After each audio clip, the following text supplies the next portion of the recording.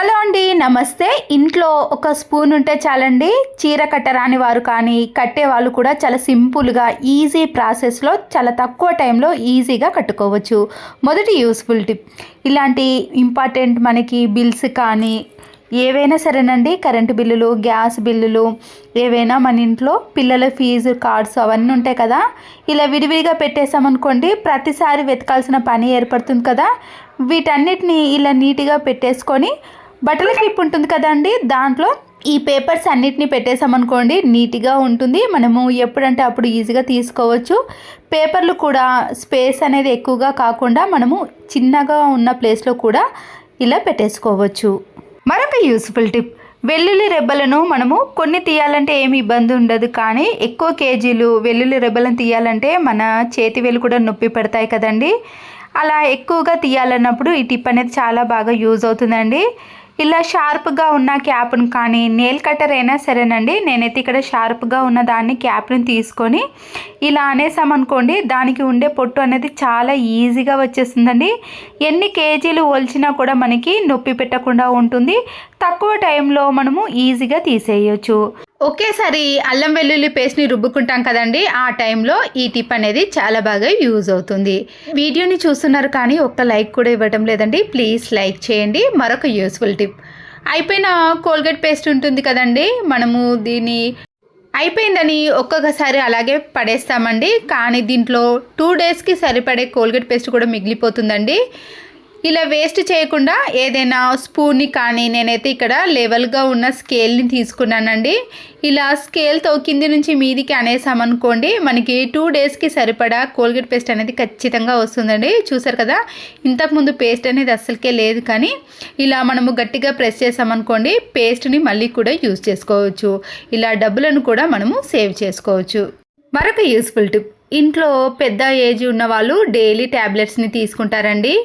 నాకైతే మా ఇంట్లో daily tablets morning, evening, night ఇలా 3 పూటలు కూడా తీసుకునే వాళ్ళు ఉన్నారండి. అయితే ఒక్కొక్కసారి ట్యాబ్లెట్స్ అనేవి కన్ఫ్యూజ్ అవుతాయండి, వేసుకునేదే మళ్ళీ కూడా వేసుకునే ఛాన్స్ ఉంటుంది. అలా కాకుండా మార్నింగ్ టైంలో కానీ, ఆఫ్టర్నూన్ టైంలో కానీ, నైట్ టైంలో ఇలా ట్యాబ్లెట్లను సపరేట్ చేసి ఏదైనా ఇలా బాక్స్లో పెట్టేసామనుకోండి, మార్నింగ్, నైట్ ఈవినింగ్ టైంలో వేసుకునేవి ఈవినింగ్ ఇలా పెట్టేసుకొని దాని బాక్స్ పైన వాళ్ళకు కనబడే విధంగా పెద్ద అక్షరాలతో రాసామనుకోండి, ఏజ్ ఎక్కువగా ఉన్న వాళ్ళు కన్ఫ్యూజ్ కాకుండా ఏ టైంకి వేసుకోవాల్సిన ట్యాబ్లెట్లను ఆ టైంలో ఖచ్చితంగా వేసుకుంటారు. మరొక యూస్ఫుల్ టిప్, చిన్న చిన్న నీడిల్స్ కానీ, పిన్స్ కానీ ఏవైనా సరేనండి, మనము వీటిని ఎక్కడ పడితే అక్కడ పడేసామనుకోండి టైంకి వెతకాల్సిన పని కూడా ఏర్పడుతుంది, మళ్ళీ అస్సలకి ఇవి దొరకవు కదా.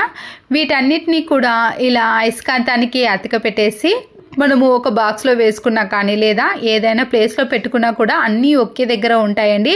అవి కింద పడే అవకాశం లేదు కాబట్టి ఏ టైంలో అయినా ఈజీగా తీసుకోవచ్చు.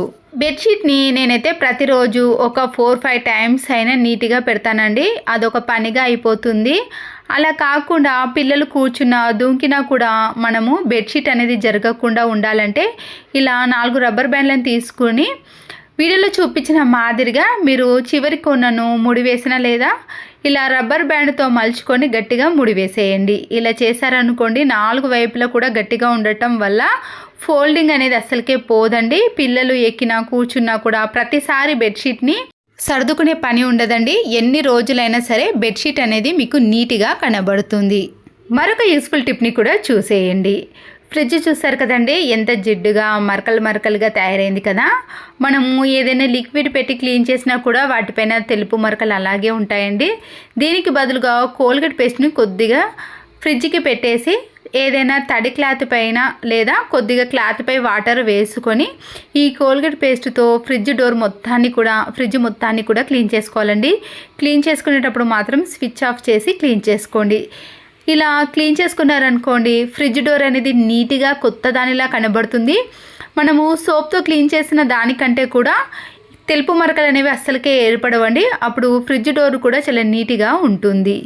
ఇదే క్లాత్తో ఫ్రిడ్జ్ని క్లీన్ చేసినాక స్విచ్ బోర్డ్స్ కూడా నల్లగా జిడ్డుగా తయారవుతాయి కదండి. ప్రతిసారి మనం వేయటం వల్ల చిన్నపిల్లలు వాడినప్పుడు కూడా చేతికి ఉండే మరకలన్నీ కూడా ఇలా స్విచ్ బోర్డ్కి అంటుకుంటాయి. మనము ఇదే క్లాత్తో నీట్గా క్లీన్ చేసామనుకోండి స్విచ్ బోర్డ్స్ కూడా మరకలు లేకుండా ఈ స్విచ్ బోర్డ్స్ అనేవి నీట్గా కనబడతాయండి. కోల్గేట్ పేస్ట్ అయితే మరకలైతే చాలా త్వరగా పోతాయి.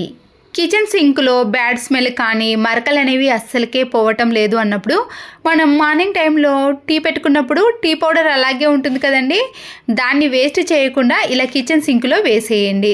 వేసేసిన తర్వాత దీనికి కొద్దిగా సోప్ని రాసేసి ఈ టీ పొడితో మొత్తాన్ని కూడా క్లీన్ చేసుకోవాలండి. దీనివల్ల కిచెన్ సింక్ అనేది నీట్గా అవ్వటమే కాకుండా ఎలాంటి బ్యాడ్ స్మెల్ కూడా రాదండి. చిన్న చిన్న నుసి పురుగులు ఉంటాయి కదా, అవి కూడా ఈ కిచెన్ సింక్లోకి రాకుండా ఉంటాయి. ఇప్పుడు చూడండి, టీ పౌడర్తో క్లీన్ చేసినాక కిచెన్ సింక్ అనేది షైనీగా నీట్గా ఉంటుంది. మరొక యూస్ఫుల్ టిప్, శారీ కట్టుకునే వాళ్ళు కానీ శారీ కట్టరాని వారు ఉంటారు కదండి, ఇలాంటి పెనం స్పూన్ ఉంటుంది కదా, దాంతో ఈజీగా కట్టుకోవచ్చండి. చూడండి, ఇక్కడ కొంతమందికి శారీ కొంగు పెట్టడానికి ఇబ్బంది పడతారండి. స్టెప్స్ అనేవి సరిగా రావు, ఒక్కొక్కటి పెద్దగా కానీ చిన్న సైజులో వస్తాయి కదా.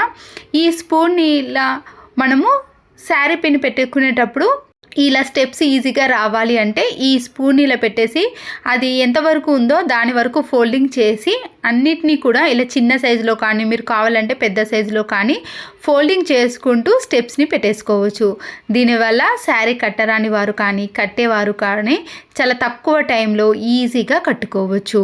ఒక స్టెప్ అయిపోగానే మరొక స్టెప్లో ఈ స్పూన్ని పెట్టేసి ఇలా నీట్గా పెట్టేశారనుకోండి, మనకి ఎన్ని స్టెప్పులు కావాలంటే అన్ని స్టెప్లను కూడా ఇలా ఈజీగా ఫోల్డింగ్ చేసుకుంటూ మనము స్టెప్స్ని పెట్టేసుకోవచ్చు.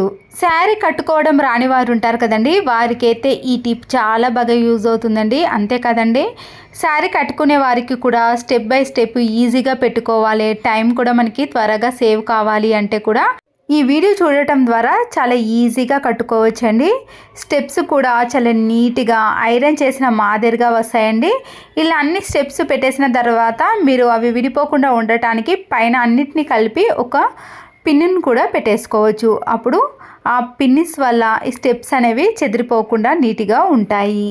ఇక్కడ చూడండి, స్టెప్స్ అనేవి ఎంత నీట్గా మనకి ఏ విధంగా రావాలనుకుంటే ఆ విధంగా వస్తాయండి.